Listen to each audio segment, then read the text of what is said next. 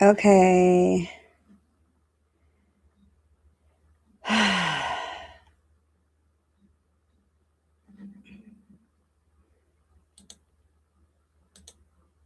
Okay.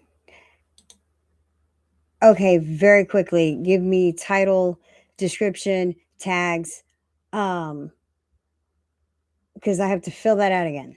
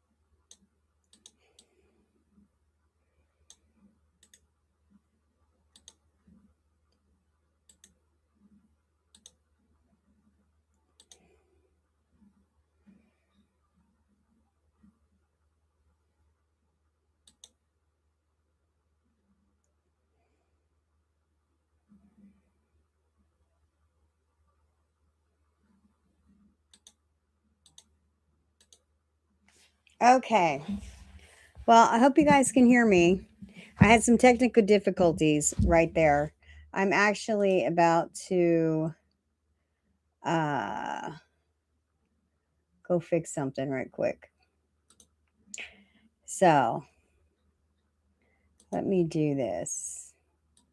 Thanks everybody for coming when you come. Hi, welcome to Starve the Demon, Recovery by Any Means Necessary. My name's Jenna. I am your hostess, Demon Starver Extraordinaire. This light is really bright on me. I'm going to try and do something about that. That might be better. Anyway, so I got a new camera and a new light and a new little setup here. So we're going to see what happens. And my original one, if you can believe it, I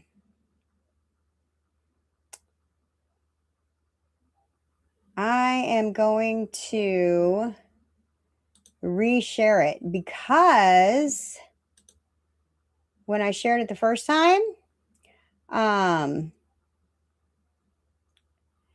this is what I'm going to do. I'm going to say, hey, listen, guys. Yeah, that's what I do. Where's my phone at?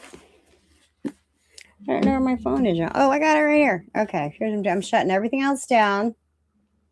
I'm shutting everything else down, and I'm about to go on Facebook and TikTok and say, hey, guess what? New plan. You know it?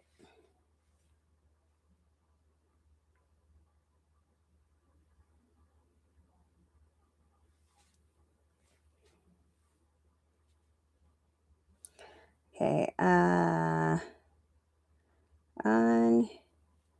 YouTube live now. Had some technical difficulties.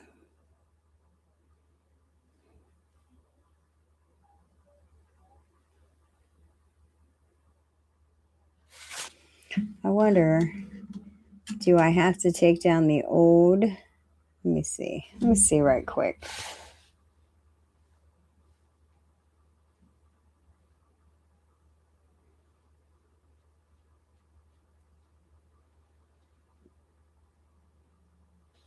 You know what? I'm just not going to be able to tell everybody. There's going to be technical difficulties. And you know, if you find me, that means you love me. Now, you can love me and still not find me. I do want to get started here. But the main thing is, before I do that, I just want to make sure, because this is what happened. I set it up to go live and I had my cool thumbnail and all that. And then I went back in. I wanted to check my new camera and my new light and all that. And I went to go back in and my stream had like disappeared. Just freaking disappeared. So I don't know how to find it. I don't know how to get to it. So I had to recreate it, which means probably on, if you're looking at YouTube right now, you might be looking at two of the exact same thumbnail for two different things. So I'm going to see if I can't get on there and fix that at least take the one off. Oh yeah, look at that. It's got two. So let's go to lives. Okay. What is today? Today's the 18th. So this is scheduled for, I'm going to see what happens if I delete that. And if I go to this. Hey, there I am. Okay, so I deleted the bad one. Hey, there I am. So if you get on there now, if you get on there now, you'll be hitting the right one. So welcome to Starve the Demon, Recovery by Any Means Necessary. I'm your hostess, Jenna, and tonight we're talking about Step 6 in Narcotics Anonymous. We're going to be reading out of the basic text and out of It Works, How and Why. We're going to be talking about the spiritual principle of willingness, and I'm going to be doing this as if I'm talking to a sponsee who is unfamiliar with the program. And since this is kind of my first real live on here, like I've gone live once or twice before, but very much winging it. Very much winging it. I am stepping out of my comfort zone. Little bit about me. I have just celebrated 7 years in recovery. Exciting. I'm excited. It's good stuff. I have got to turn this light down, y'all. I look like the ghost of me. Like if I were going to haunt you, this is what you would see. So let me see if I got this cool little light. I can actually make it look like red and blue police lights in here. It's fabulous. Let me see if I can do this. Or absolutely not at all. Oh, here's a cool Starve the Demon shirt. If you go to starvethedemon.com, you can get a cool shirt. I just want to like turn this light down a little bit because my God. It is super bright. Super bright. So I don't want to change like the colors of it. Oh, that's a little better. Maybe if I just kind of take it. Like, just not to listen, I'm too old to be having a bright light right in my face. I'm a Gen X ex-con recovered drug addict. Y'all don't need to see all that, all those wrinkles. Let's see, how's that? Ooh, my brother Chris made me this Starve the Demon banner for my background. Isn't that cool? He also made me a coin. I don't have it with me, but he made me a really super cool coin. It's got my face on the front of it. He took it from my another thing thumbnails, little purple with me looking up like, and on the back of it, it's got this really cool Star of the Demon logo. And those are not for sale. He made that special for me and my husband. It's like a little silver medallion, just in time for my 7-year sober anniversary. So that was really cool of him. Well, nobody has jumped in here yet, but I'm going to tell you all this. It's 9:15. And my husband gets home at 4 o'clock in the morning. And I promise you, when he gets home, he's going to wake me up because that's what he does. God bless him. If you guys have watched my channel or watched any of my videos, you know Cliff. You've seen Cliff. I talk about him all the time. He's not here right now because he's at work, like a good man should be. I have to work tomorrow night. So when I get up with him at 4 in the morning, I then stay up until about noon and then I go to sleep because I have to get up at 8 and be at work at 11. So enough about me. Listen, I don't know if YouTube's when I've tried to go live on TikTok a couple times. It's been all right. It's been all right. I like that. I like being able to go on TikTok and you can pull 8 people up in a box and then I'm actually having conversation with somebody. I am used to recording a video, editing it, posting it, and trying to talk to people in the comments and stuff after the fact. So this is very much out of my comfort zone. But I'm going to be brave, I'm going to be courageous, which means that I'm scared, but I'm doing it anyway. So if nobody shows up, that's okay. I will edit this and it will become part of my in a book study series. We are on step 6. The first 5 are already out there. So please check those out if you haven't already. You can just go starvethedemon.com. Recovery by Any Means Necessary is the name of my channel. It's at Demon Starver.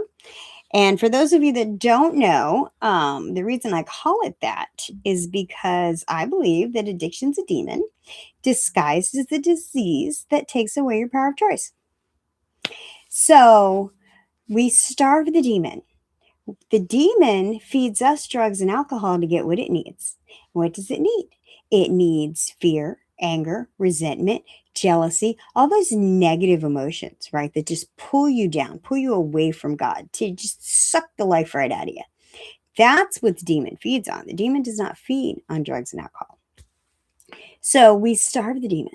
We starve the demon by being happy, joyous, and free. We starve the demon because we're not slaves to our drama and chaos and trauma, the things that drove us to drink in the first place, so to speak.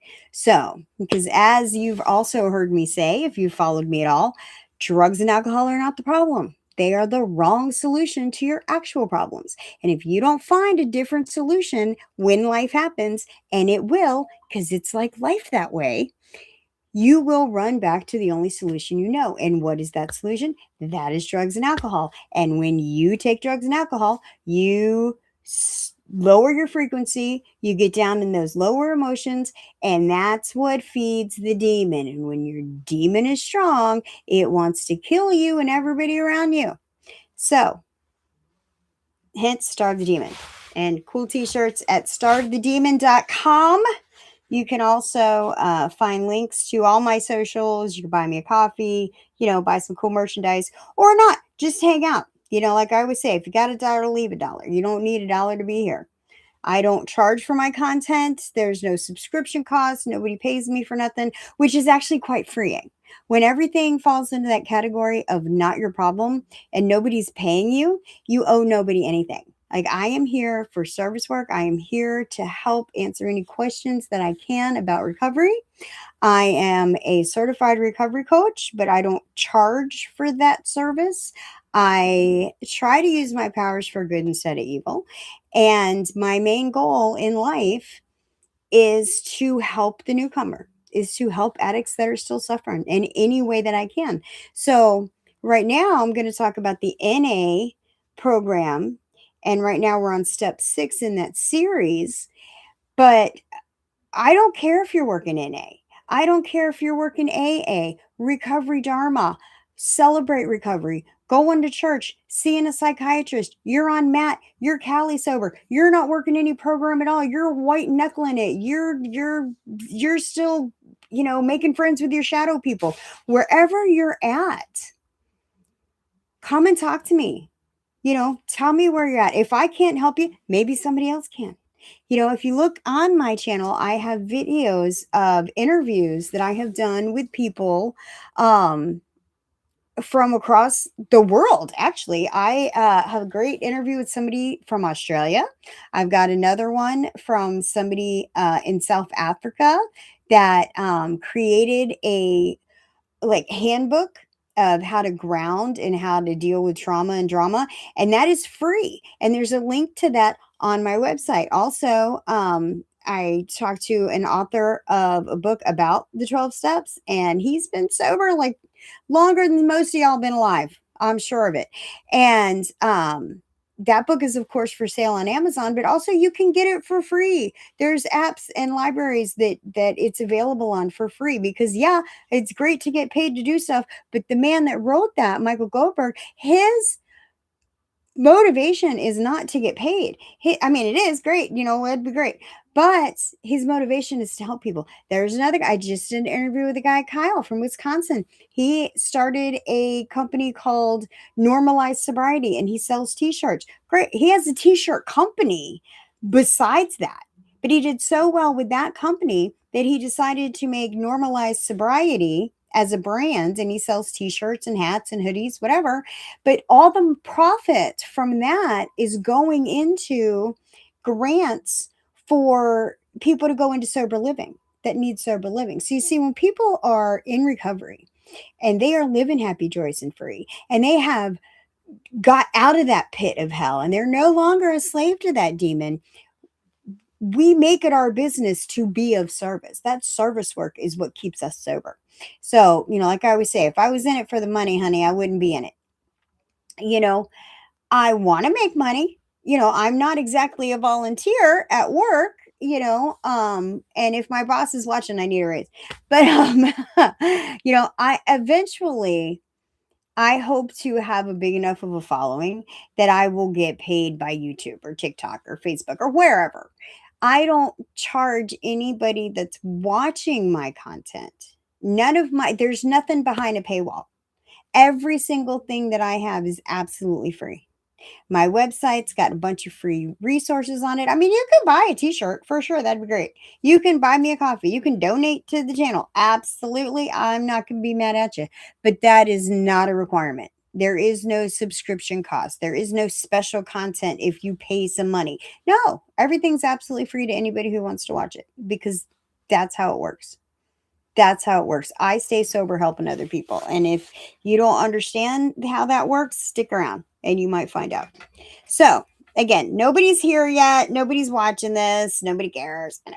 It's all right. No, actually, I have some really great fans, but it's also almost 9:30 on a Monday night. People have jobs. People are doing stuff. It's okay. If you're not here now, you can watch it later. I am going to get started in the book, because I will just sit here and ramble. And ramble and ramble and ramble. I'm going to drink my little bubbly water right here. I love these, by the way. Listen, nobody pays me for nothing. I don't have any paid sponsorships. But I will tell you what I like. This is Walmart brand. And it is a flavored carbonated water, because I quit drinking soda.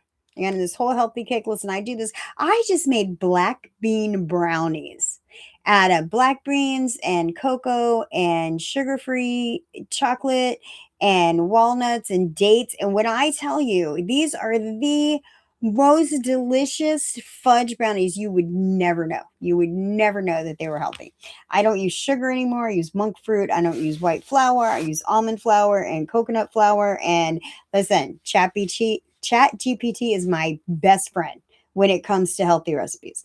So anyway, so I quit drinking soda, and instead I drink this flavored carbonated water, because it helps me get more water. And I like, I miss soda. I use a Diet Coke nut job, once I quit drinking whiskey.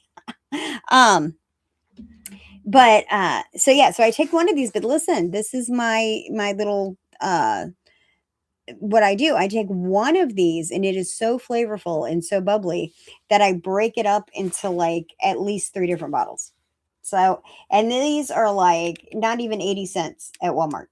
So I break them into three different bottles and get lots of water out of it and get my nice little flavor and my little bubbles, no soda. And I've been losing weight.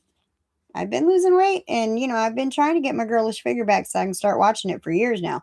But, my husband makes me go to the gym. I sit there and pedal and I get on TikTok. I get on Sober Barbie. If you're not familiar with Sober Barbie, check her out. She's great. She's on TikTok. She's on YouTube and also Never Alone Recovery. They are my favorites. And I get in there and it's just like having a meeting. I get in there, we talk about the literature, we share our experience, strength, and hope. There's newcomers, there's old timers, and it's a wonderful, wonderful thing. Usually I'm able to catch them when I'm driving home from work in the morning. So I like them a lot. So if you like recovery content, if you're looking for recovery places, Sober Barbie and Never Alone Recovery. When I edit this, and I get it posted, I'll put links to that in my description because I love them. Actually, Sober Barbie is one of the creators that inspired me to start my own thing. Because I really liked her and I liked what she was doing and I liked the things that she was saying and she really resonated with me and I really could relate to her. And she's way younger and prettier and blonder than I am. But she's great. She's absolutely fabulous. And I recommend her to anybody and everybody. Her and Never Alone Recovery. And they also have a YouTube channel. They do podcasts. They do interviews with people. Actually, the guy Kyle that I did an interview with, they also did an interview with. They're the ones that told me, hey, you should interview Kyle. So definitely go check them out. And again, nobody gets paid for nothing. I mean, I'm sure TikTok pays them or whatever. They've been doing it for a while. They got a way bigger following than I have. So they probably make money off that. But I mean, like none of us do it for the money. We want money. Yay, pay me. But if I never make a penny, the fact that I am helping people and I know that I'm helping people because you guys tell me that I'm helping you. And that is priceless. Absolutely priceless. There's not a dollar amount. There's not a dollar amount that, when I hear people telling me that I said something that really helped them, that really turned them around or got them thinking or, just saved their life in that moment. And, in whatever moment they were having, something I said or something they saw on my channel that maybe somebody else said really resonated with them and rang true to them and they found value in it and it helped them. That's what I'm here for. So, until somebody comes in here, I'm just going to start reading the book. I've been doing this for 23 minutes. And the last time I did this, I got really nervous because I was like, oh no, nobody showed up.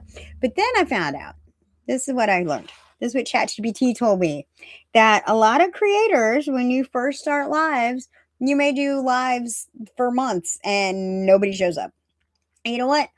Okay, I can deal with that. But this is why I'm going to do a book study, because if nobody shows up, I at least have something that I can edit and put into one of the series I'm already working on. Because I have 4 dogs, 2 cats, a husband, his mom, all live with me. I work 30 plus hours a week. It's I don't have a lot of time. Like this is not my full-time thing. I don't get to sit around and make videos all day. I'm not really great at editing. So I get out as much as I can get out. I plan my stuff. Like I'll make a bunch of shorts and just plan them out. Just post. So like I might have stuff posted 3 weeks from now that I recorded a month ago. So I'm still figuring this whole social media thing out. I will tell you this. I went to prison in my early 30s and it was I know if you've been following me, you've heard me say this before. When I went into prison, it was MySpace and flip phones. And when I came out of prison, it was Facebook and smartphones. So I am still playing catch up, even though I have been out of prison and off probation and all that, and for a long time, long time. And I'm now 7 years sober. So, but that is my past. And, I'm happy to talk about it. I'm happy to, and I say that not to brag, being a Gen XX con, come at me, see what happens. But say that, you know what, listen, don't let the cute door. Yeah, I really have been down those roads in those neighborhoods, and I understand probably a lot more than looking at me, you would think I understand.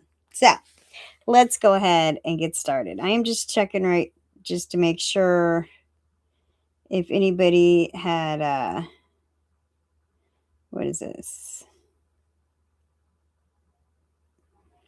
Da, da, da, da. Ooh. You know what? Since nobody's in here, I just got a Facebook. I posted on Facebook today, on all my little groups that I'm a part of. I said, once I finish my AANA study on YouTube, what would you guys like me,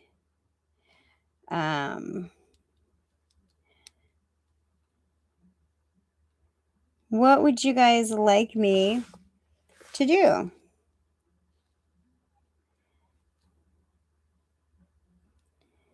I'm putting on here, I'm live right now.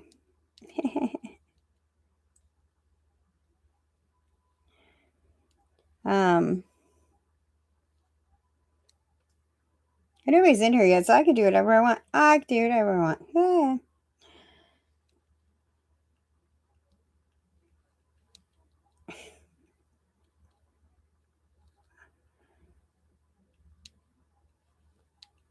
I'm talking about step 6. Whoop. Step 6 in NA. All right, let me see if anybody's asked me anything, because it's another thing we can do. I can read my text. Let's see. Da, da, da, da.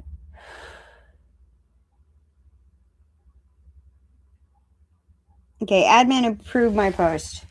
That's all. That's all. People approve my post. Like, I'm on I can't say every, I'm sure there's a million of them. A lot of these 3D animated. A lot of people. Oh, that's nice. People follow me.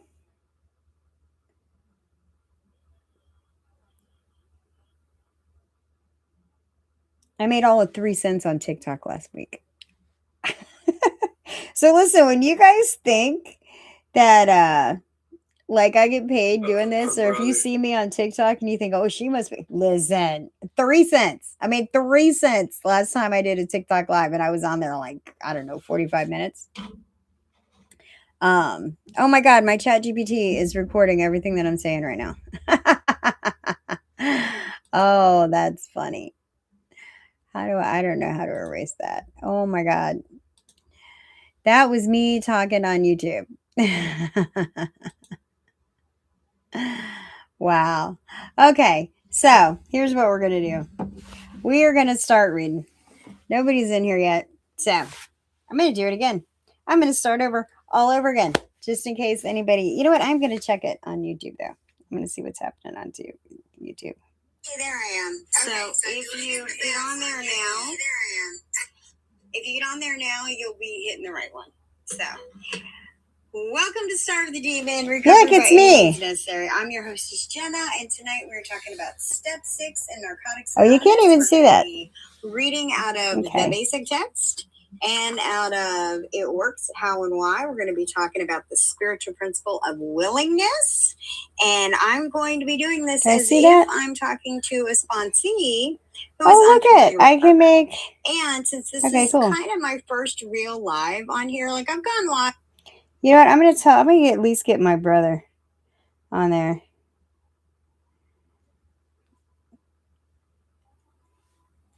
Hey, I'm live on YouTube and I don't have anybody to talk to. I'm doing step 6 in the NA recovery book, in the NA basic text, and the It Works How and Why.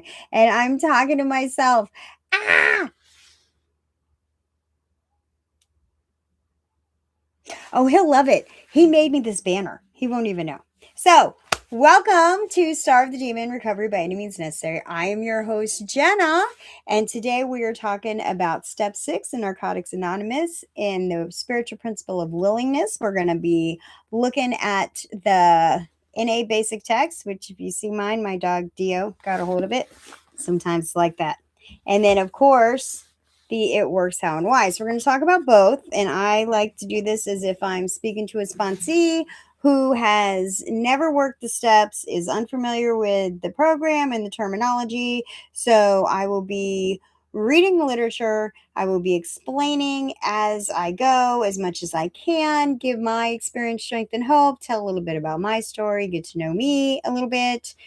And, we'll see how it goes. And maybe somebody will jump in here and have something to say. If you have a question, if you have anything you'd like to add to what I'm saying, this is just my take on it. I do not represent Narcotics Anonymous. This is my interpretation based on my 25 years as a drug addict, my 8.5 years in prison, my 7 years of being in recovery, my 5+ years of working in treatment, and my being a certified recovery coach. So that's where, if you're looking for my credentials, that's my resume. And if that's not good enough for you, I don't know. Like I say, I'm a Gen X ex-con recovered drug addict. That should be credential enough. Oh, I'm way over here in the tradition. So, in your basic text, we are actually in the chapter How It Works. It's very short in the basic text. Okay, so that's why I pull out the It Works How and Why. That kind of gives a little deeper of an explanation of how to actually work the step and what it means. So, and if you're not working NA, if you're not sure about 12 steps, if you're not sure if you want to do NA or you want to do AA, if it helps you to know that the steps and the principles, the spiritual principles and the steps are the same no matter what 12-step program you're working. Okay. The only step that mentions drugs or alcohol is the first one. And the first one's the only one that you have to do 100%. The rest of them, you do the best that you can as you can. And you may find that you have to go through them more than once. Sometimes it's like that. I have a fan in here. Listen, my air conditioner froze up. So I had to turn my main central air conditioner off. And so now I've got this tiny little fan blowing on me so I don't sweat to death because I'm in Florida and it was 90 degrees today. So, you get what you get. So if you see my hair blowing, it's because my fan's blowing it. Anyway. I hope you guys can hear me okay. Listen, nobody's in the chat, so I can't know because nobody's telling me. Okay, here we go.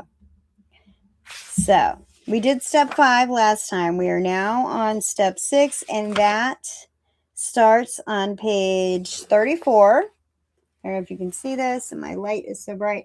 Page 34 of the basic text, step 6. And you know what? I have 52-year-old eyes, so I wear these cute little reading glasses. Oh, they're dirty. Hang on, let me do this. This handy dandy, really cool Starve the Demon t-shirt that you can purchase at starvethedemon.com makes a great eyeglass cleaner. It's very soft cotton t-shirt, and I like it. I actually got this one for my husband. The one that I usually wear looks like this. It has this on it. There's a really cool backpack on there that I got that is on my website that has this particular logo on it. I love this red guy right here. Okay, so willingness. Step 6. We were entirely ready to have God remove all these defects of character. So we've been talking about defects of character a lot. We talked about that a lot. Step 4 and step 5. Step 6 is where we become ready to have these defects of character removed. Why ask for something before we are ready for it? This would be asking for trouble. So many times, addicts have sought the rewards of hard work without the labor. Ooh, how many of us want instant gratification?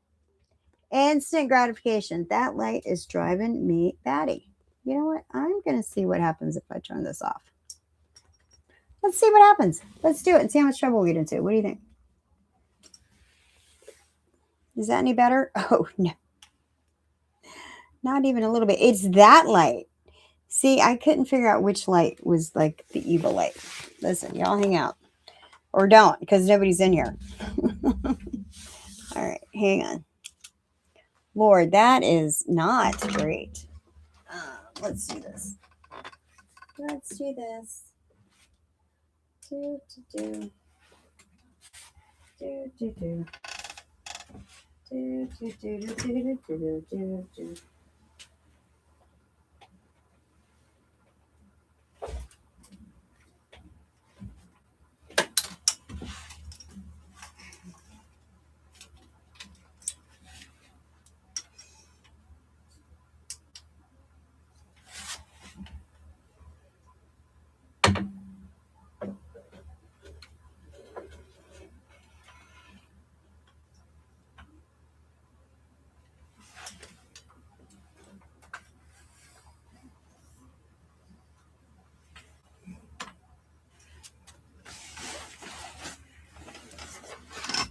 I'm back. It's my super cool Star of the Demon shirt.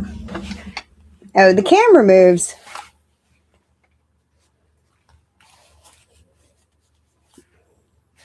Okay.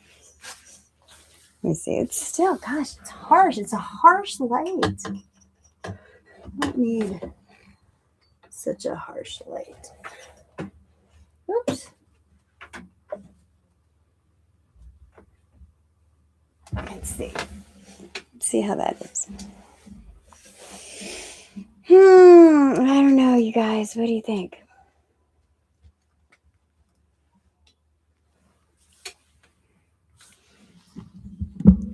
I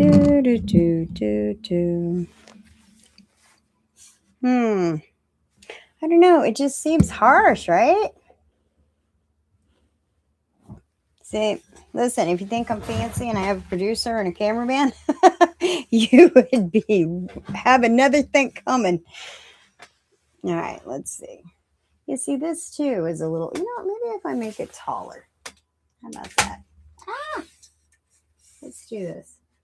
Dang it. It turned off again. Hang on. I keep pulling it out of its thing. That's why. All right, I'll be right back. Hang on.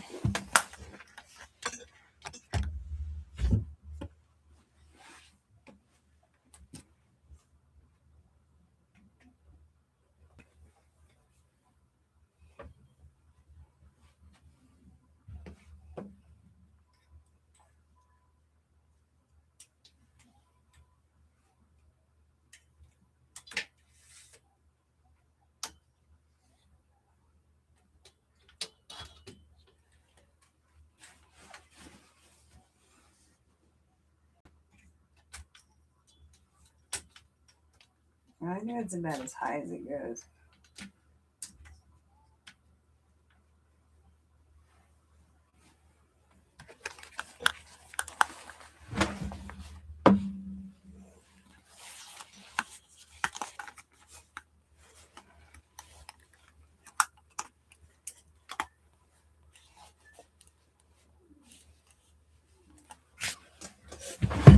Oh, my dearness.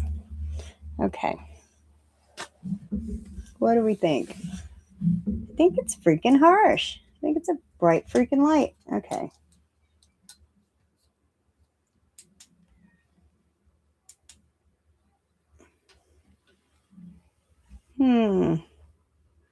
Listen, if somebody comes in here, you guys can tell me what you think. I think like I got shadow That's not great.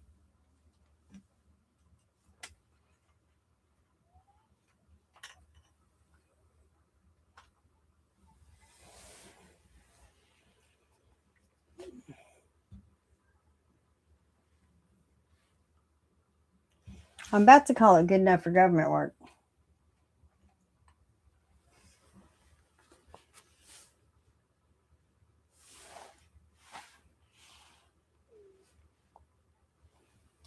You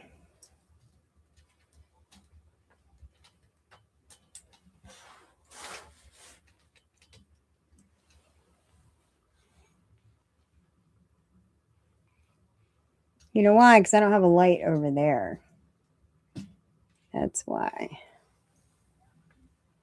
Why that light should be pointing over there.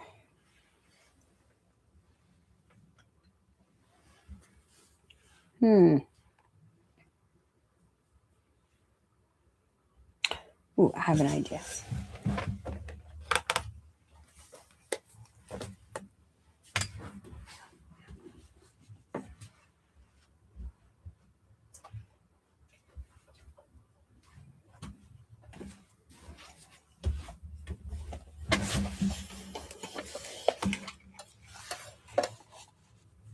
I mean, there's nobody in here anyway, right? So I'm not keeping y'all for nothing. Here's what I just thought of, though. You know, there's a reason why I'm like this. Like, I'm not going to give up. I'm not going to give up till I get it right. And some of that comes from my childhood. Some of that comes from being in prison. You know, the idea that it doesn't have to be perfect to work. And a lot of times you get things done by doing something completely what you wouldn't think. You know, you wouldn't go, oh, well, that's going to work, or that's, you know, like, oh, well, I can't get what I want, so I'm not going to have what I need. No, I'm going to make it work. I'm going to work with what I've got to the best of my ability, and I'm going to make shit happen. You know, that's something that you learn in prison. You know, you can't always get what you want. You can't always have it your way. So, okay, well, I can have it as close to my way as I want, and it might not be perfect, but I bet I can get it to work. Oh, how about that? Doesn't that? Oh, look at that. Doesn't that take care of some of that? A little bit. A little bit. Again, not perfect, but not bad either. How about that? How about that? That's pretty cool. That's a mirror. That's a little makeup mirror. I got reflecting the ring light over here because I can't afford 14 lights. And I don't have anybody to help me. You know, like, I'm not sitting here with like a producer and a makeup guy and a hair person going, oh, well, let's make her beautiful. Now, babe, this is cute as I'm getting today. Now, you see me in other videos, I might be a little cuter. It could happen. But right now, right here today, this is cute as it's going to get. So we need to all just be at peace with that. I'm going to lower this a little bit. I'm going to lower this a little bit and see what happens. We're going to see what happens.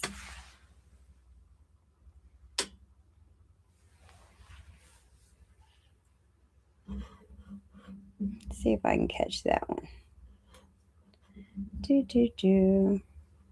Because when I was a kid, we used to what? Play with magnifying glasses in the sun and set leaves on fire. The boys set lizards and stuff on fire. And ants and whatever. But us girls, we just set leaves on fire because that was fun. All right, I'm about to hit this vape. I can't do this on TikTok. I literally have my TikToks like restricted when I hit my vape. This is not drugs. There's only 3% nicotine in it. And I don't smoke cigarettes anymore.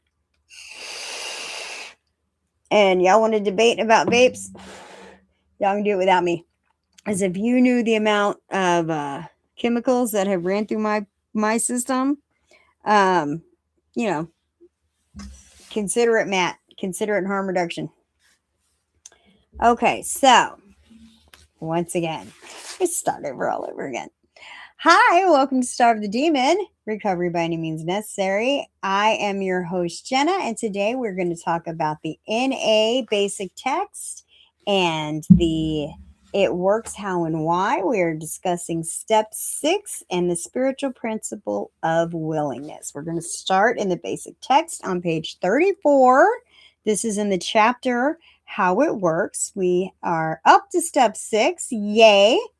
So here we go. We were entirely ready to have God remove these defects of character. Why ask for something before we are ready for it? This would be asking for trouble. So many times, addicts have sought the rewards of hard work without the labor. We want instant gratification. Willingness is what we strive for in step 6. How sincerely we work this step will be proportionate to our desire for change. Do we really want to be rid of our resentments, our anger, our fear? Many of us cling to our fears, doubts, self loathing, or hatred because there is a certain distorted security in familiar pain. You ever heard that expression? It's better to stay with the devil you know than the devil you don't, because you know it, you're familiar with it, you're handling it, you feel like you know how to handle it. So we're just going to stay here rather than risk moving forward or moving on because we're scared of what is on the other side. All right. All of these emotions that I just listed, doubt, self-loathing, hatred, all of those are fear-based. Fear that you're going to not get something you want, fear you're going to lose something that you have. So just, think about that. What is it that you're afraid of? Whenever you get angry, ask yourself, what am I afraid of? When you start feeling depressed or anxious or hatred towards somebody or judgy ask yourself, where is this stemming from? What am I afraid of that's pulling this emotion up in me? And you might be surprised what comes out, what you figure out about yourself.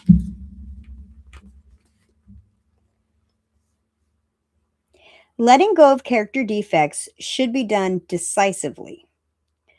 We suffer because their demands weaken us. Where we were proud, we now find that we cannot get away with arrogance. If we are not humble, we will be humiliated. If we are greedy, we will find that we are never satisfied.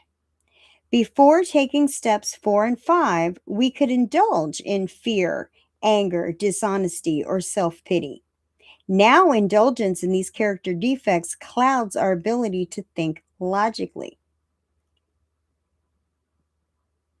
Selfishness becomes an intolerable, destructive chain that ties us to our bad habits. Our defects drain us of all our time and energy. You know what that makes me think of? I don't know if you guys are familiar. And this is not something that I made up. This is something that I didn't make up anything. I pick up everything. Somebody smarter than me, before me, figured stuff out and let me know. But there's a thing in Buddhism called the hungry ghost. And people have written books about it. People have talked about it. It's when I first learned of it, this is before I was ever in recovery, but when I first heard about the hungry ghost, it immediately made me think of addiction. The hungry ghost is this entity, that has a really, really tiny, tiny little mouth, but a great big stomach. And the thing is, it can never, because its little mouth is so tiny, it can never get enough nutrition. It can never get enough food. It can never get enough drink. It can never get enough. And that to me screams addiction. People ask, what's your DOC? I think that's a ridiculous question. My DOC is more. More. What do you got? However much you have, I need twice as much as what you have. There's never enough. And that's why in Narcotics Anonymous, in the opening readings, you will hear it said, 1 is too many and 1,000's not enough. There's no such thing as enough. There's not an amount of alcohol that I can drink that will make me say, oh, I've had enough. And I'm an alcoholic. I'm addicted to alcohol. And, insert name of drug here. There is no drug, no substance that once I start taking it, I go, oh, you know what? I'm good. I've had enough. No. If I put that substance in my body, I will do it till it's gone or I die. And that's just my reality. That might not be your reality. I don't know. I don't know you. I cannot tell you what to do. I can tell you what I have done. I can tell you what I know through my experience. And in my experience, there has never been a substance that I have come across that once I ingested it, I said, oh, no, I'm good. I've had enough. No, if there's more to be done, I will do it. And now if we run out, okay, well, I guess we ran out. I might have to go to sleep or something. But there's I've had enough. I am a hungry ghost. My addiction demon turns me into that hungry ghost where there's never enough. No such thing as enough for me. And I know I'm going to edit like almost all that out. Every time I repeat myself, I cut it out of the edits because I repeat myself a lot and I feel like it makes the video boring. But this isn't a video, it's a live. When it becomes a video, I will edit most of this out. Let's see. We examine the fourth step inventory and we get a good look at what these defects are doing to our lives. We begin to long for freedom from those defects. We pray or otherwise become willing, ready, and able to let God remove our destructive traits. We need a personality change if we are to stay clean. We need a personality change if we are to stay clean. We want to change. We should approach old defects with an open mind. We are aware of them, and yet we still make the same mistakes and are unable to break the bad habits. We look to the fellowship for the kind of life that we want for ourselves. We ask our friends, did you let go? Almost without exception, the answer is yes, to the best of my ability. When we see how our defects exist in our lives and accept them, we can let go of them and get on with our new life. We learn that we are growing when we make new mistakes instead of repeating old ones. I love that line. I can't tell you how many times, especially in jobs, where I'll make a mistake and I'll get corrected and I will tell my boss, so I promise I won't do that again. I might make a whole different mistake tomorrow, but I won't make that mistake again. That's growth. I'm not saying I'm never going to make a mistake. I absolutely will make mistakes. I am a human being and I fall short of the glory of God every day, several times a day. But I try not to make the same mistake twice. When we are working step 6, it is important to remember that we are human. Oh, didn't I just say that? When we are working step 6, it is important to remember that we are human and should not place unrealistic expectations on ourselves. This is a step of willingness. Willingness is the spiritual principle of step 6. Step 6 helps us move in a spiritual direction. Being human, we will wander off course. Realistic expectations. When we were talking about our character defects, when we were in step 4 and step 5, one of almost every person I've ever met walking this planet, unrealistic expectations is a character defect that we all have. It doesn't make you a horrible person. It makes you, oh, hey, hi, Chris. Thank you so much for coming in. You're the only one here. I've just been rambling for like an hour. Cliff's at work. Nobody came in. My first, I tried to set it up. And then when I tried to get back into it at the time, I couldn't get in. I had to set up a whole new one. I'm not good at these lives. But I'm here. Look at the banner. Look at this great banner that my brother made for me. Anyway, I'm going to keep reading this book. I'm going to end up editing this video and making it just part of my series, you know? Oh, it's okay. It does, right? Hey, you think that looks good? Wait, check out this t-shirt I got on. Woo! Oh, wait, camera. Look at this cool t-shirt. I don't know if you see it. The camera like follows me. So I don't know. I got this new webcam I'm trying out. And look how bright my lights are. Jeez Louise. Anyway, I know I love this shirt. I love this shirt. I've got this. I made this one for Cliff. The one that I wear has the regular Star of the Demon logo on it.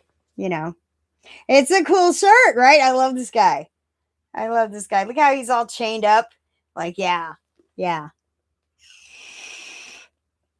My demon will beat the shit out of your demon. I wish you could come on here and talk to me. But anyway, I'm reading step 6. So, I mean, you don't have to stay. I know you're not in recovery. You don't have to stay, but I'm so glad that you stopped in. Oh my God. So what I'm doing is, you know, I do my book study videos, and I thought, you know what, I need to record my step 6. And thought, you know what? I'm going to step out of my comfort zone. I'm going to do a live, which I never do. And this is why, because I feel silly and I don't have a script and I don't know what to say. But I can do my book study video for my live. And even if nobody shows up, I can edit it and still put it into my book series. Yay! So that's what I'm doing. Took me forever to get it set up. I should be asleep already. Cliff's going to be home at 4. You know, your demon is a putty cat. I thought I saw a putty tat. All right, so I'm going to keep reading. You tell me how I look, if I'm too bright. I don't know, man. I got this new light. It's a really cool light, but it's really bright. It's really bright. And, you know, I'm kind of, you know, I'm winging everything. I wing it. So, you know. You know what? I know I should have done that. But like I said, it was everything I could do just to get it freaking set up. I'm in mom's room, right? I'm like in a corner in my mother-in-law's room. But I did post on Facebook, and then I know, right? Listen, I don't know how to turn it or turn it down. Like it's a new light. So I feel like if I turn it off of me, that might be a little better. How's that?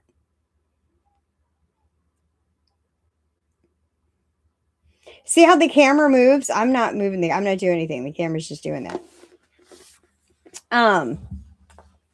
Anyway. So, I did go and I posted to all my things on Facebook and TikTok. Hey, I'm going live. And then when I tried to go on that live, I couldn't get in. I had to set up a whole new live. And then so I had to go on and delete the first one. But my thumbnail's pretty cool. Did you see the thumbnail?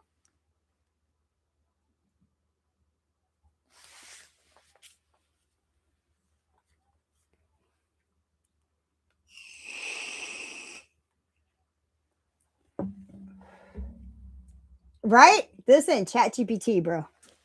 Oh, and those brownies?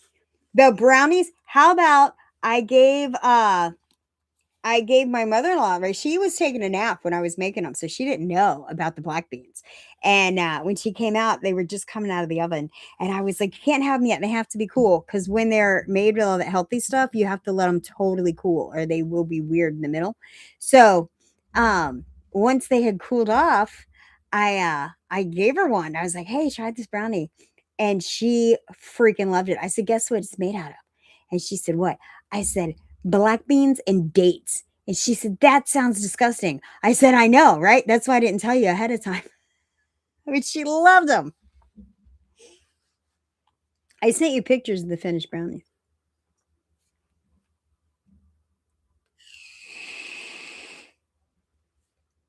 Because if you know what's in it, you won't like it. But if I don't tell you and you like it and then I tell you what's in it, you say, listen, you're a dad. You never had to do that with your daughter. Just tell her, just eat it. And then after she eats it, you tell her what it is. It's parenting 101, bro. I once tricked my other little brother, Chris. You know, I have 2 brothers named Chris. Where when he was little, he was at my house and I didn't have like hardly any food in the fridge. So I made mashed potatoes with canned beef stew over top of it. And while I was making it, knowing how gross it looked, I talked all in all about how this was one of my favorite things to eat and it was so delicious. And, it was really cool that he was staying at my house that day. So I could get to share with him this great thing that I thought was super great. So I talked it up so much that by the time I put it in front of him, it didn't matter how gross it was. I was his big sister and I was cool. So he wanted to like what I liked. So he ate it and, it was good for him. I knew it wasn't, he was little. He was not going to like that.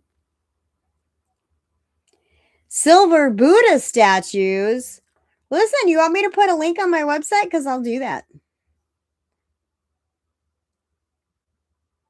Nobody's in it for me to tell him, but Shroom Day 0117 is my little brother, and he makes awesome silver stuff. And go check out his YouTube channel, and you can see him pouring silver and making cool stuff. And if you're really nice to him, he might sell it to you.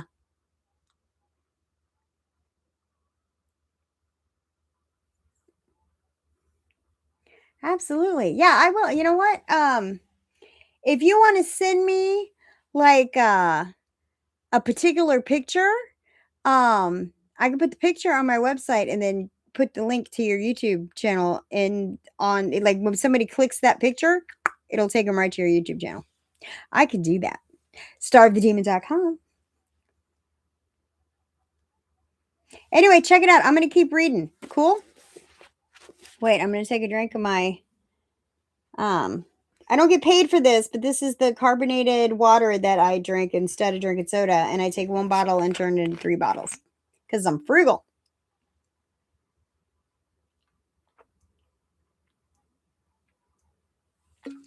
Oh, that's amazing. Shroom Day says he is making Buddha statues that are going to China with his friend's daughter, and they're going to be gifts to 5 different temples that she's visiting. That is awesome. That is a cool, cool thing. That really is. Listen, be careful going to China. Tell her, is she Chinese? I mean, maybe she's Chinese. Is she Chinese? Maybe she's okay in China. I don't know. I'd be, the world's a crazy place right now. All right. I'm going to keep reading and finish this up if I can. Thank you for coming in. I hope other people come in. If anybody else comes in, say hi to them, okay? Ow. Oh, I just hurt my ear. I'm getting old, man. You know you're old when you smile and your ear hurts, okay? Like I just pulled something smiling. That's messed up. Yeah, I wouldn't want my kid going to China. My kid's not Chinese, though. If my kid was Chinese, I'd be like, yeah, go ahead, go. I remember though, when my kid was younger, he wanted to learn Chinese. He wanted to learn Mandarin. And I thought that was a cool thing. He never did. But it was, something he, for, how kids are. For 5 minutes, they want something, and then he was like over it. All right, yeah, keep listening, bro. I'm just gonna be like reading, and if anybody else jumps in, you'll hear me say hi to them. So, but thanks for coming in. Thanks for watching, and yeah, if you just like keep it on, that will help me out. I'm sure. I love you.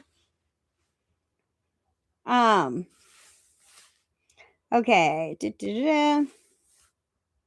Oh, here we go.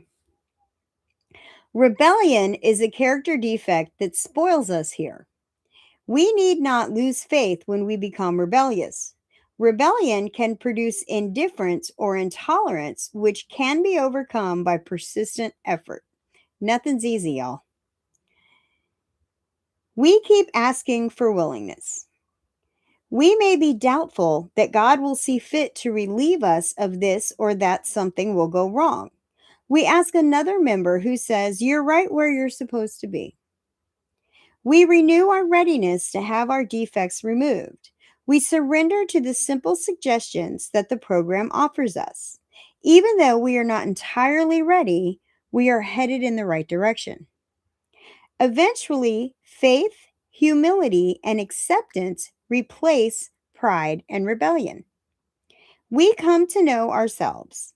We find ourselves growing into mature consciousness.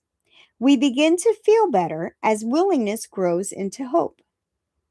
Perhaps for the first time, we see a vision of a new life. Within this, with this insight, we put our willingness into action by moving on to step 7. And that, of course, will be the next video. But that really didn't tell us a lot, did it? That was very quick. That was only a page and a half. So that's why we pull out our It Works How and Why. I had somebody ask me the other day which book I liked better, the AA Big Book or the NA Basic Text. And my answer is this, that I love the NA book. I love how it talks about, first of all, in the very beginning, it talks about how grateful NA is to AA for having come up with a proven method of recovery that has been ever so helpful. And NA's 12 steps and spiritual principles and 12 traditions are the exact same as AA's. And when Jimmy K, who back in the day wrote the basic text, he was an AA member, and he used to introduce himself that way, that he was a grateful recovering addict and a proud member of Alcoholics Anonymous. But I like how the NA book in the very beginning, it says, and I quote, paraphrasing, I paraphrase quote, that there are many books written about addiction. This book is written about recovery. And that's kind of my whole thing with this Starve the Demon channel. You know, there's lots of things out there that talk about the misery of addiction. I want to highlight the joys of recovery. You know, it's like, what church do you go to? Are y'all focused on the crucifixion, or are you focused on the resurrection? Right? I'm all about the resurrection. So the difference, though, for me, and correct me if I'm wrong, you know, let me know what you think. I believe that when Jimmy K wrote the NA Basic Text, he already had the AA book on his shelf. He wasn't rewriting the AA book, you know. The NA book is, to me, like a supplement to the AA Big Book. And the AA Big Book, I believe, does a better job of breaking down the directions of the program and working the steps. Whereas the NA book, just that little short little part about step 7, about step 6, and in all of the steps, it doesn't quite give you the instructions on how to work the step, right? That's why it's always best to also go through the It Works How and Why. That's where you get a deeper explanation, more clarification, more direction. And what a lot of people don't seem to understand, and this is going to be controversial, and somebody out there is not going to like it, but here it is. There is nothing in the AA literature that tells you have to have a sponsor. You have to be a sponsor. Step 12 specifically says, having had a spiritual awakening as a result of these steps, we carry this message to those that still suffer and practice these principles in all our affairs. I don't have to sponsor somebody to carry the message of recovery. And I do not carry the message of AA. I do not carry the message of NA. I carry the message of recovery. When the AA book was written, at that time, remember, with the first words in the AA book, we refer to the first 100 people that were members of Alcoholics Anonymous, which wasn't called that until the book came out. And it was one alcoholic helping another. They came up with these steps. They came up with this program, and they were getting letters from people all over the country that didn't have AA groups, didn't have other AAs to hang out with and help them get sober. So, how do we help these people? We can't possibly answer every letter. We can't possibly send people to every city, everywhere, and help all the people that need help. So, you know what we'll do? We'll write a book and tell them how we did it. So, in theory, you could, on your own, get the Alcoholics Anonymous Big Blue Book, read that book everywhere that it tells you to do something. Stop what you're doing, do that thing. When you're done with that thing, continue reading the book till you get to the end, and you will have worked the steps. You will have come to your spiritual experience. You will then be able to carry that message to people still suffering and practice these principles in all your affairs.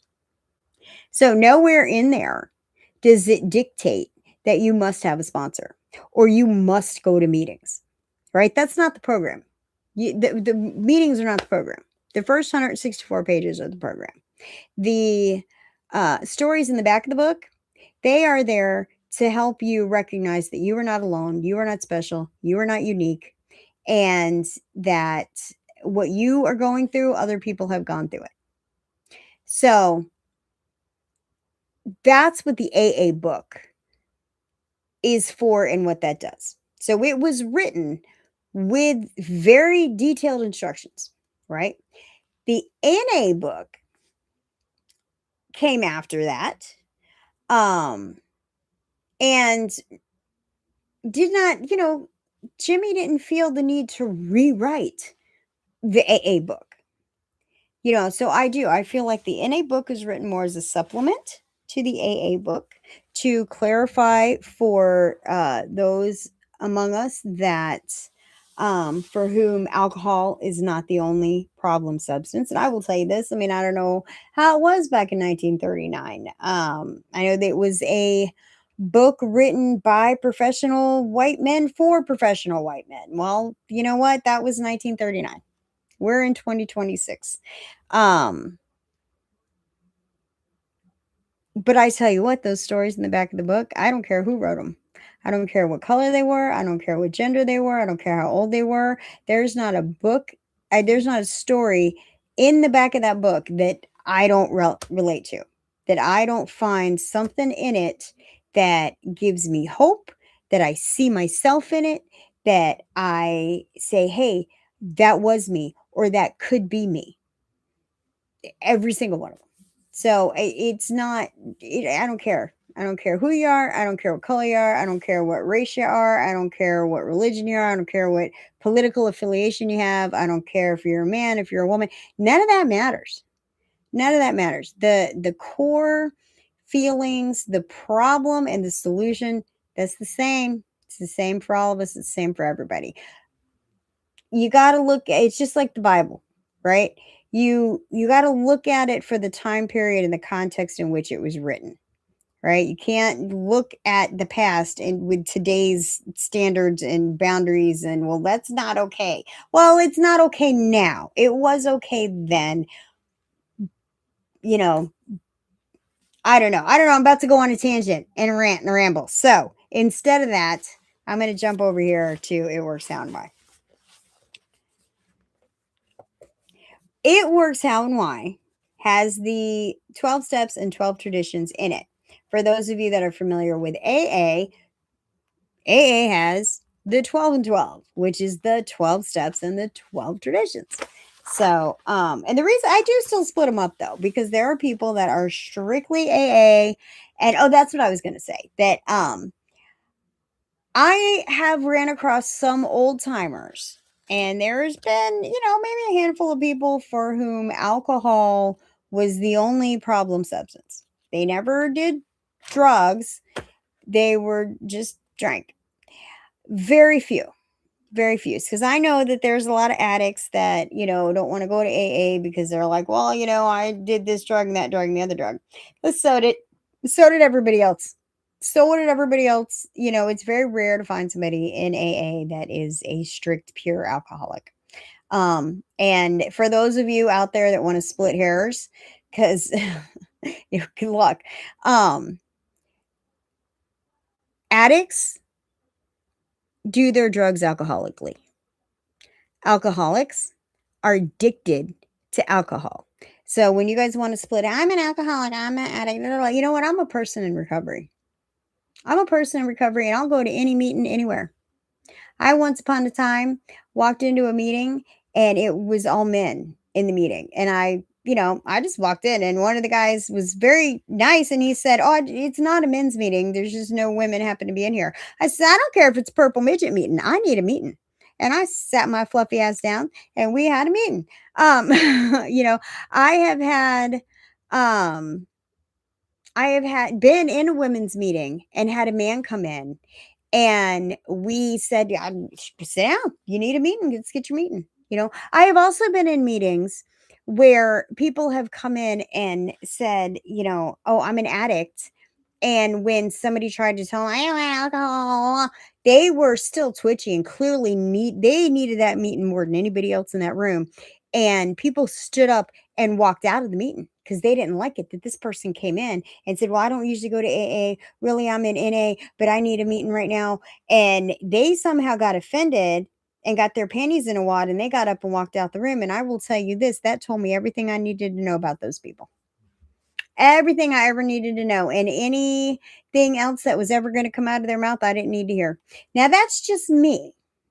I, you know, Again, I cannot tell you what to do, what to say, what to think. I can only tell you what I have done and said and think and share my thoughts with you. And you don't have to agree with me.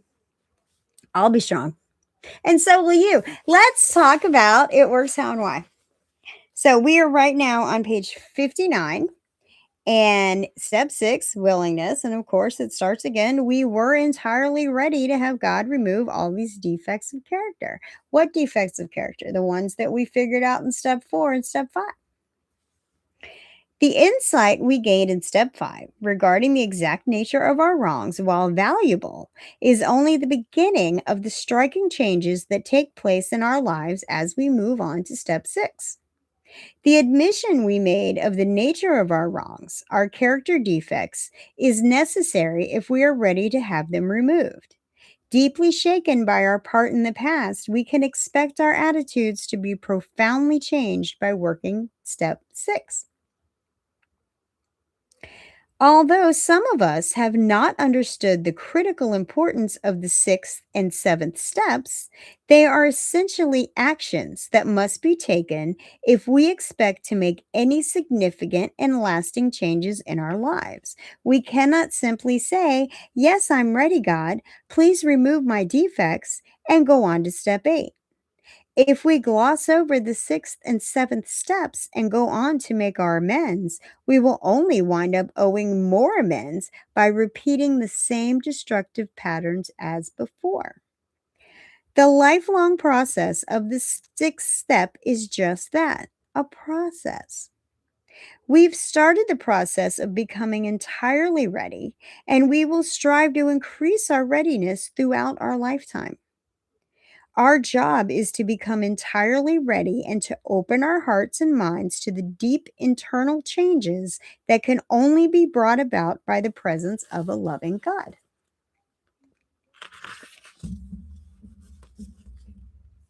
We've already had experience in the 3rd step with what we must do now in the 6th step. Just as we surrendered our will and lives to the care of a power greater than ourselves because we could no longer go on managing our own lives, we now prepare to surrender our defects of character to a loving God because we have exhausted our attempts to change on our own willpower. This process is difficult and often painful, and I have often said if you could do it on your own, you would have. Our growing awareness of our defects often causes us pain. We've all heard the expression, "ignorance is bliss."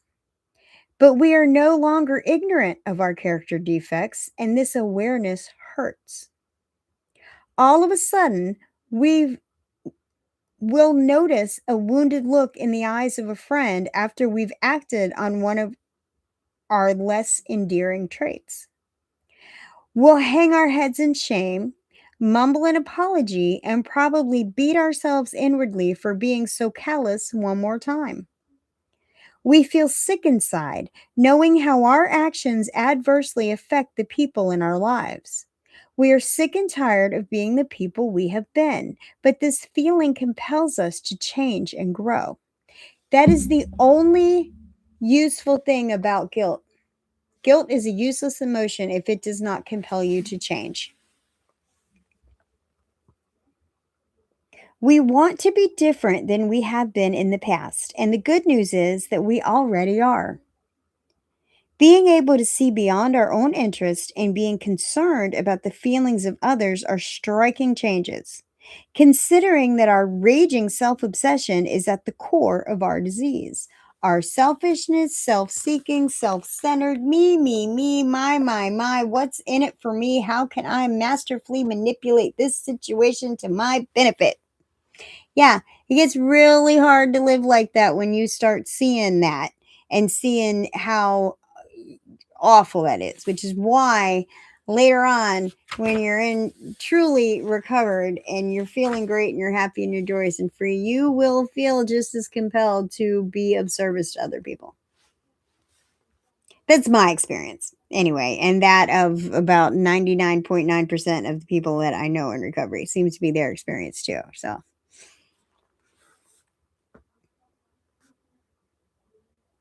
we are likely to feel very frustrated as we notice that our defects are getting in the way of our recovery.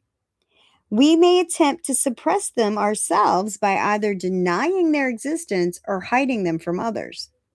We may think that if no one knows about them, our more unattractive characteristics will go away.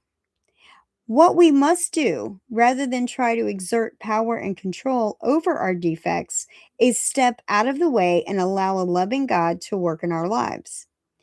One part of this process involves becoming responsible for our behavior. When we are confronted with our character defects, either by our own insight or by someone we have hurt, we begin by taking complete responsibility for our actions. We don't avoid responsibility by saying something like, well, God hasn't removed that defect yet, or I'm powerless over my defects, and that's just the way I'm going to be. We accept responsibility for our behavior, good, bad, or indifferent. We no longer have our drug use or our ignorance as an excuse to be irresponsible.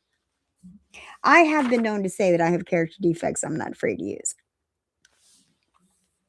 When we honestly admit our wrongs, we find humility.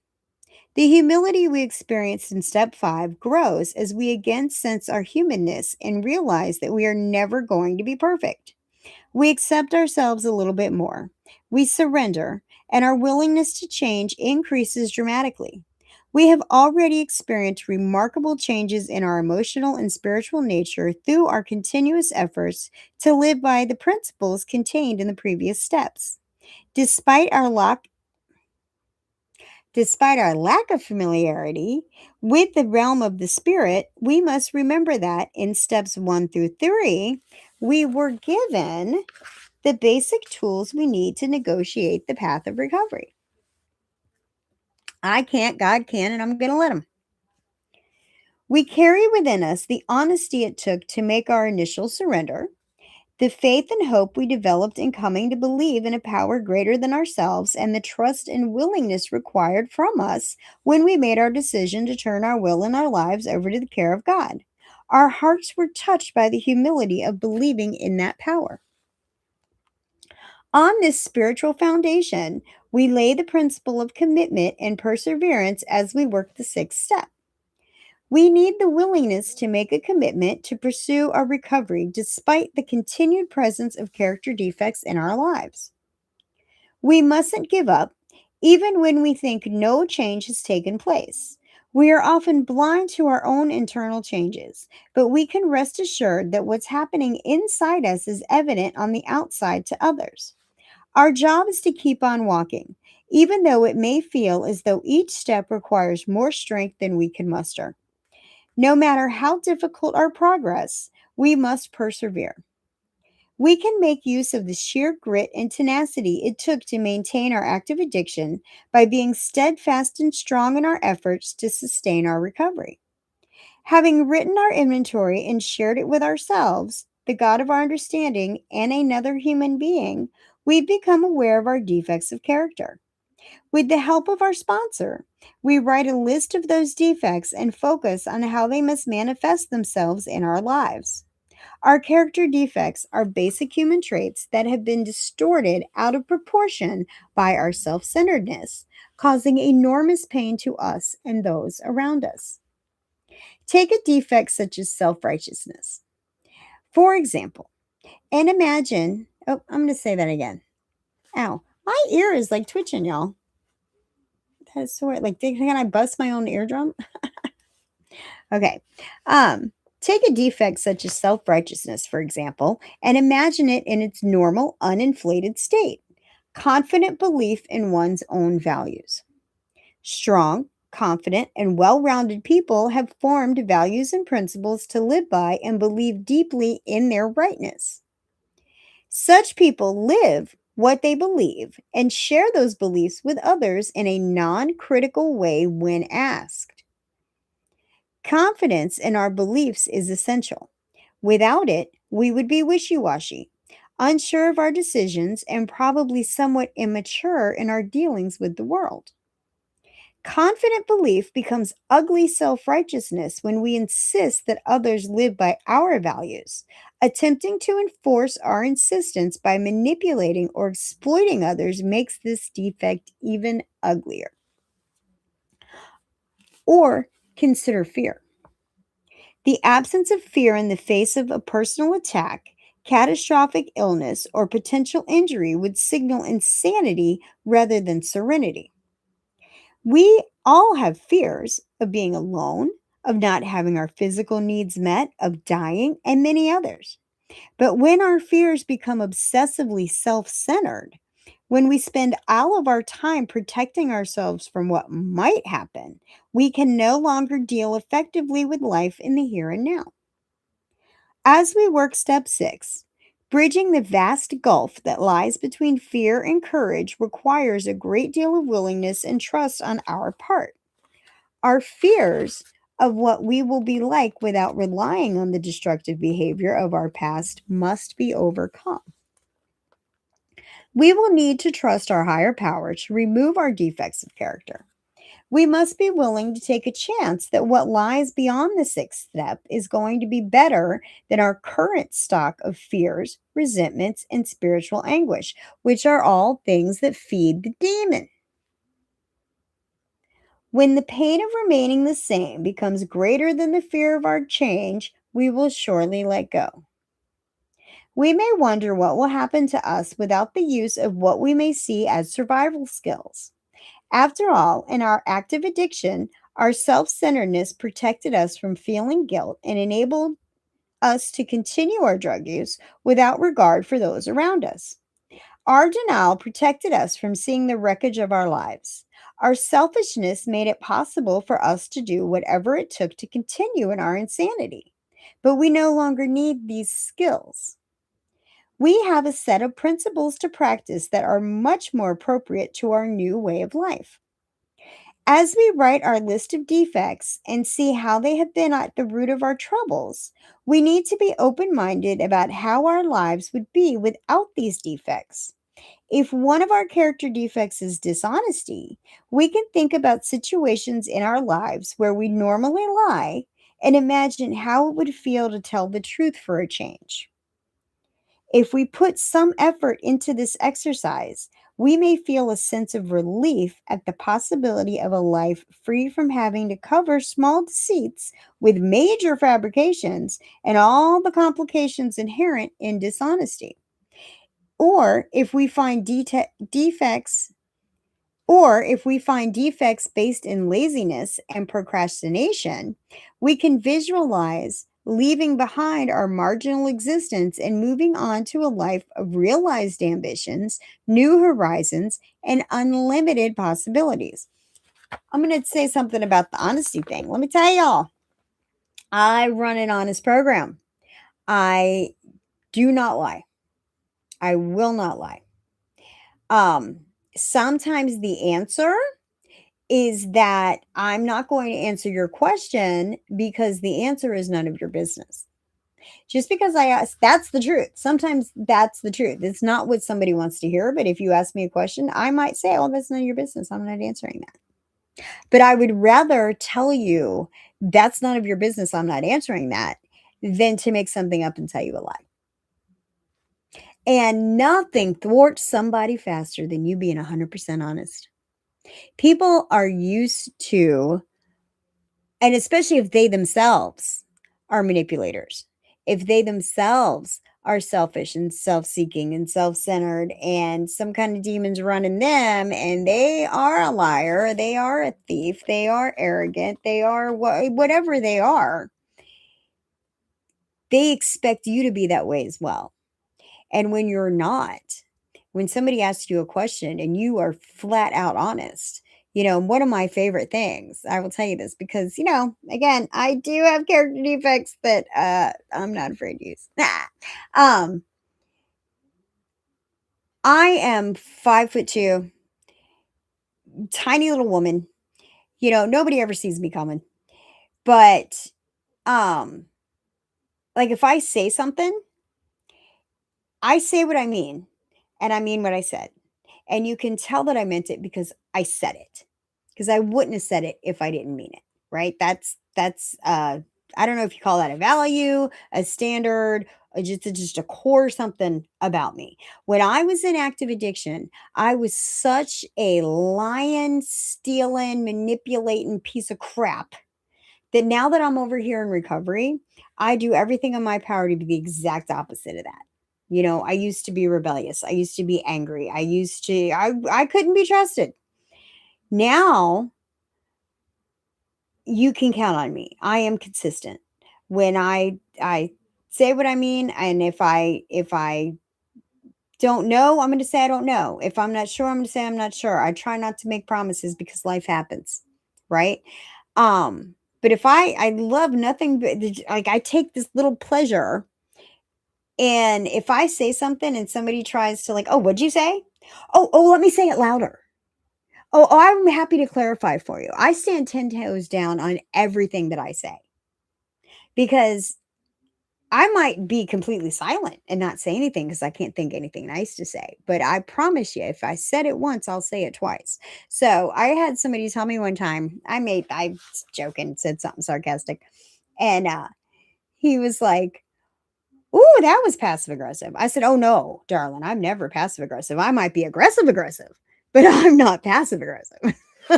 I don't think passive aggressive should be rewarded. That's a whole nother story. But yeah, honesty, man. Nothing thwarts somebody more than you just being 100% honest. Just saying exactly what you think. Say what you mean what you say, but don't say it mean. Like, my goal is not to hurt somebody's feelings. But if your goal is to hurt my feelings, that's probably not going to work out for you. So just so you know. Um, Now, as far as laziness and procrastination, I will say there's nothing I like better than laying around and doing nothing. But I try to make sure that I've done my cooking and cleaning and working and all that. But when it is time to lay down and do nothing, whoo, I'm good at that. There are times where if you ask me what I'm doing today, I will tell you nothing. And if I run out of nothing to do, I will go over to the neighbors and get some of theirs. Cause I schedule my nothing. If you're I don't know, maybe that's because I'm a little older. I'm in my 50s now. So I would love to hear from other people how you handle your downtime. Like, because there was a time in my life where I didn't have a spare minute. When my son was young, just times in your life where you just are steady on the run, on the run, on the run, on the run. And um, I never sat still, right? I worked long hours, then I was at home, I was cooking, I was cleaning, I'm running after kid, psycho husband, whatever was going on, I like never stopped moving. And now I'm a little older, my life's a lot calmer. I'm, not drinking and drugging and all that going on. I'm not committing crimes. I'm not running from nobody. I'm not hiding nothing. I got nothing to hide, nobody to hide it from. And yeah, there's times where I have nice long stretches where I do absolutely nothing. I post up on the couch with my dogs and my husband's on the other couch and his mom's in the big recliner and we're watching Chosen, and we will sit there and watch TV for hours on end. And I don't feel guilty. I don't feel shame because you know why? Because I chose. That's my choice to do that. I'm choosing to do it, and I'm loving it. And I do it for X amount of time, and then when it's time to do something else, and I have something I have to do, I get up and I do that thing. But yeah, I relish naps. Naps are my. I love a good nap. I love a good nap. Oh, hey, who's that? Dodie Braswell. Hey, Dodie, thanks for coming in. Welcome to Starve the Demon. I am right now on page 65. We're talking about step 6 in NA. And I read it like I'm talking to a sponsee. So I try to explain what I can, and I talk a lot about my own story. I don't usually do lives. I don't know if you are familiar with my channel. I usually record and edit and post. So this is me really stepping outside of my comfort zone to be on here going live. So I thank you so much for coming on and coming in and saying hey. And if you have any questions or anything you'd like to add to what I'm talking about, please, by all means, don't hesitate. You know what? I'm going to take a drink of this water, and then I'm going to hit my vape, and then I'm going to keep reading.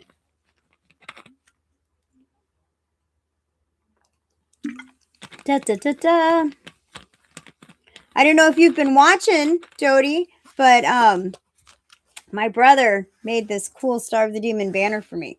So I made it part of my background here.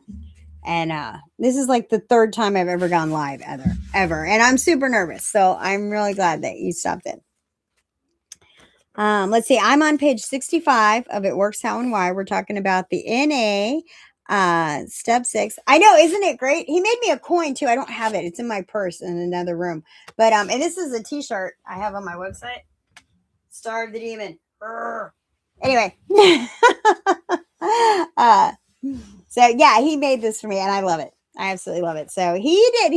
It's I don't know. It's got some flaws, and so he was like, "Oh, I don't know." I said, "I love it. I'm using it. I'm telling everybody. I'm showing everybody. Watch me." So okay, so we're on page 65. I'm going to keep reading. In addition to our hopes and dreams for the future, we might find in our sponsor or others whose recovery we admire more concrete examples of those assets for which we are striving. If we know members who are exhibiting the spiritual assets we want to attain, we can use them as an example for ourselves. What we hope to become is evidenced all around us in recovering addicts living by spiritual principles. Our sponsor and other members share the freedom they have found from their defects of character, and we have faith that what happened for them will also happen for us. That's a very important right there, where it talks about we find in our sponsor and others the examples, the assets, what we're looking for. This is what I tell you, if you're going to find a sponsor, find somebody that has what you want. And I don't mean they've got a nice car or they've got a nice house, blah, blah, blah. That's all blah, blah, blah. Money comes and goes. Find somebody that has the spiritual principles that you want. Are they honest? Are they faithful? Are they hopeful? Are they happy? Are they joyous? Are they free? Do they sit around bitching and moaning and whining about everything? Or do they take things in stride? Do they know how to handle stress? Have they dealt with their trauma? Have they dealt with their drama? My first sponsor, when I tell you, she glowed like an angel to me. Now you ask her, she was no angel. However, to me, she was happy. She was joyous. She was free. She was beautiful. She was intelligent. And she was a pretty woman, but I don't mean she was like, she wasn't Angelina Jolie, but she had a light that shined in her. That's what made her beautiful. And I wanted that, you know. Yes, thank you, Dodie. Absolutely. So when you're picking a sponsor, and it is such an honor to be somebody's sponsor, you know, you're doing that person a favor by asking them to sponsor you. And it is an honor to sponsor somebody. And so, really look at that sponsor. Look at what kind of recovery they have. Look at how they, and like I always say, are they nice to the waiter? Are they judgy? Are they gossipy?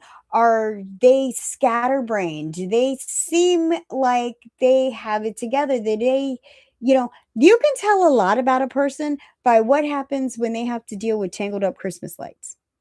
There are just certain times where people show their true selves. Anybody can keep it together and give good shares and smile through an hour-long meeting and make you think that they know what's going on. I used to do that. I used to do that and walk out of the meeting and go get a bottle. So, I give excellent shares. Excellent shares. I knew every cliche, you know, didn't mean I was fit to be somebody's sponsor, you know. So, don't just take the first person that, is in arm's reach you and go, please, I need a sponsor.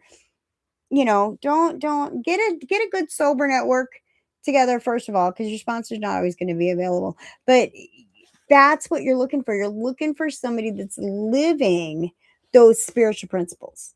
That's what you want in a sponsor. Somebody that, because like I always say, I can't tell you what to do. I can only tell you what I have done. If you want what I got, you do what I did, you can get what I got. It's that simple, And I don't have a lot, but I tell you what I have is awesome. What I have is awesome. And I'm happy to tell you how I got there, you know. Um, But believe it or not everybody likes me. So, I'm not for everybody. It's okay. There's 8 billion people on the planet. Most of them don't talk to me every day. It's all right. I'll be strong. Let's see. Forgot where it was. Okay, still on page 65, last paragraph. Even so, we may still go through a period of mourning over the loss of our illusions and old ways. Sometimes giving up those outdated survival skills feels like giving up our best friend. We do, however, need to surrender our reservations, excuses, rationalizations, and self deceptions and go forward into recovery with our eyes wide open. We are completely aware that there's no turning back because we can never forget the miracle that's begun to happen to us. Our bruised and battered spirits have started to heal in the course of working the steps. Part of the process of becoming entirely ready involves practicing constructive behavior because we now understand and recognize our destructive behaviors. See, we didn't see them before. We convinced and manipulated ourselves into rationalizing and justifying our behavior to give ourselves permission to do what we did. Well, now that we're clear headed, because by this point, you're in step 6, you've been dry at least for a little while, right? And you're starting to be able to think clearly. You're starting to look around yourself, and there's no more blackouts. There's no more, I don't know what I did or why I did it, or now it's all pretty clear, and you've given up your crutches of and things to hide behind. And when those things start to become clear to you, it's very difficult to pretend that you can't see them, and that's okay, because if you cannot change what you don't acknowledge, right? If you don't admit that this thing is a problem, you can't change it, and can't lives on Won't Street. So if you won't admit what your problems are, you won't change what your problems are. And don't we all want to be better people? Isn't that kind of the point of it all? I think. For instance, if we're hurt somehow, we don't have to curl up in a ball of self pity complaining about what a rotten deal we got. Instead, we can accept what is and work toward finding solutions. The more we do this, the more we form a habit of thinking constructively. It becomes natural to begin examining alternatives, setting goals, and following through in the face of adversity. We don't have to spend time sulking or pointlessly complaining about circumstances beyond our control. We may even surprise ourselves with our cheer and optimism at times. And it's no wonder, considering how foreign such attitudes have been to most of us. There may still be times when we feel that entirely too much is being asked of us. Many of us have exclaimed, "You mean I even have to tell the truth about that?"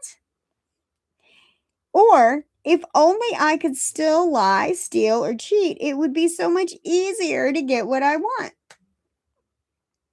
We're torn between the unprincipled ways of our addiction and the character building principles of recovery. While at first glance it may seem easier to manipulate outcomes or avoid consequences, we know that we cannot afford the price we would have to pay. The resulting shame, regret, and loss of spiritual contentment would far outweigh anything we might possibly gain by compromising our principles. Through upholding the principles of recovery, we seek a life of harmony and peace. The energy we once put into the care and feeding of our character defects, we can now put into nurturing our spiritual goals. The more attention we focus on our spiritual nature, the more it will unfold in our lives. We will not, however, achieve a state of spiritual perfection regardless of how diligently we apply the sixth step to our lives. We will most likely see the defects we deal with today manifest themselves in a variety of ways throughout our lifetime. Even after years of recovery, we may feel devastated at the reappearance of some old defect we thought had been removed. We are humbled by our imperfection, but let there be no mistake. Humility is the ideal state for an addict to be in.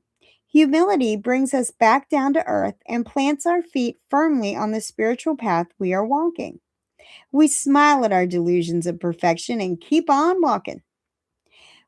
We're on the right path, headed in the right direction, and each step we take brings progress. We gain more tolerance for the defects of those around us as we work this step. When we see someone acting out on a defect that we have acted on ourselves, we feel compassionate rather than judgmental. For we know just exactly how much pain such behavior causes. Rather than condemning the behavior of another, we look at ourselves.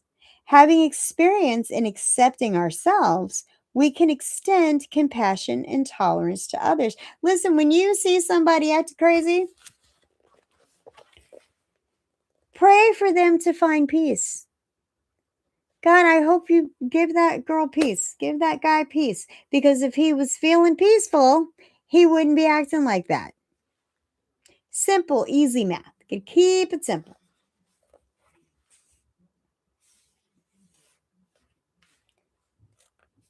We ask ourselves if we are entirely ready to have God remove all our defects, every single one.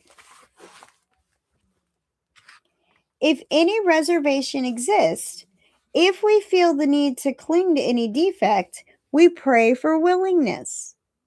We open our spirits to the healing we found in Narcotics Anonymous and use the resources of our recovery to do our best each moment.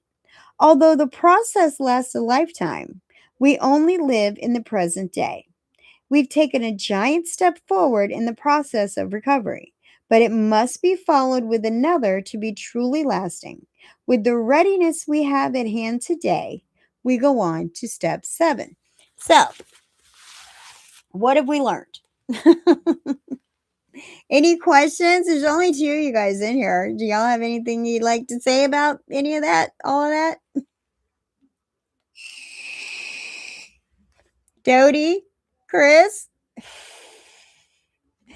Crickets, crickets, echo, echo. I got stuff to say. I'll say some stuff. I actually had some stuff I wrote down over here. I made notes before this. I'm a little bit prepared.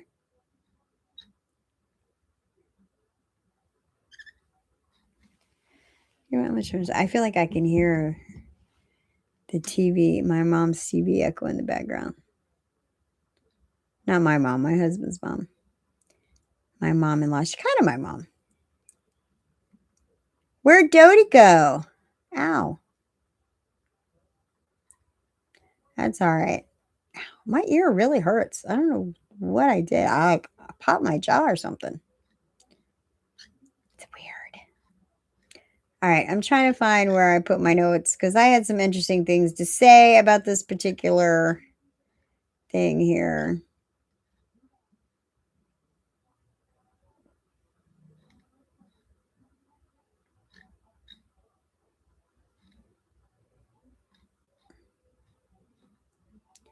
Do do do do do do do do do do do do do.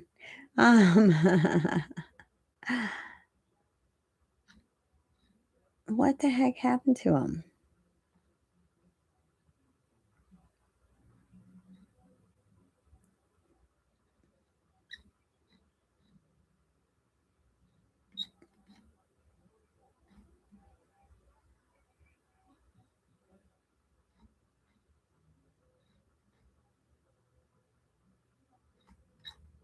I'm looking for him. So, step 6, listen, step 6 is not really an action step. Step 6 is getting ready for the action of humbly asking your higher power to remove you of these defects of character. I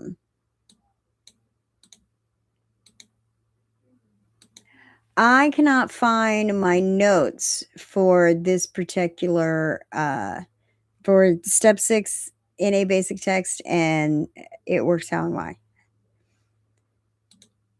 Sorry, I'm talking to my my AI assistant over here that keeps track of stuff for me.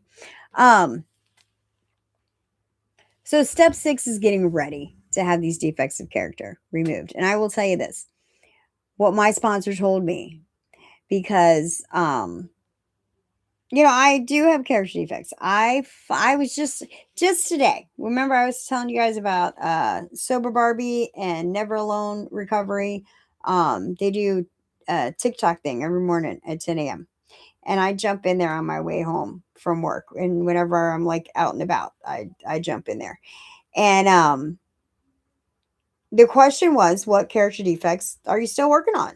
You know, and I thought about that and I thought, you know what? Mine, I'm gonna be honest with y'all, because I'm an honest person. I run an honest program that I find that I can be judgy and unkind with my thoughts. And as much as I know that the right thing to do is to pray for that person to have peace, that person is struggling, that person, whatever. And I struggle with that. I struggle with that, especially when I'm driving. Oh, I'd be quick to road rage. I'll be quick to road rage and I'll look over and I'll be ready to mean mug somebody. And more times than not, I catch myself and I start praying instead of yelling or flipping the bird. But I'll pray for one car and be ready to yell at the next car. But I will tell you this, the progress, we talk about progress rather than perfection. The progress is that I think these things, I no longer act on these things. I know first thought wrong. I know I have to take my thoughts captive. I know that me chasing somebody down and snatching them out their car is never the right answer. Never the right answer.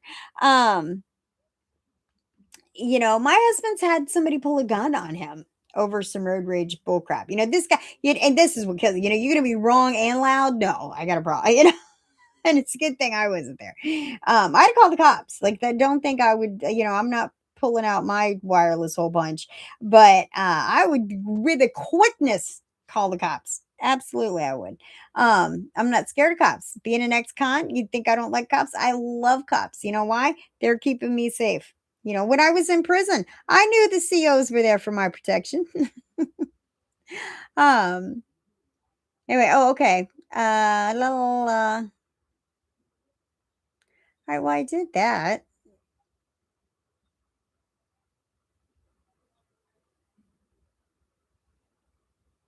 Okay, so yeah, I just wanted to find my notes that I had made to make sure I don't miss anything. So, um, we already talked about honesty and willingness. And if you don't feel willing, you pray for willingness. God, I don't want to give this up. God, I'm still clinging to this. Please, can you help me be willing to give this to you and let this go?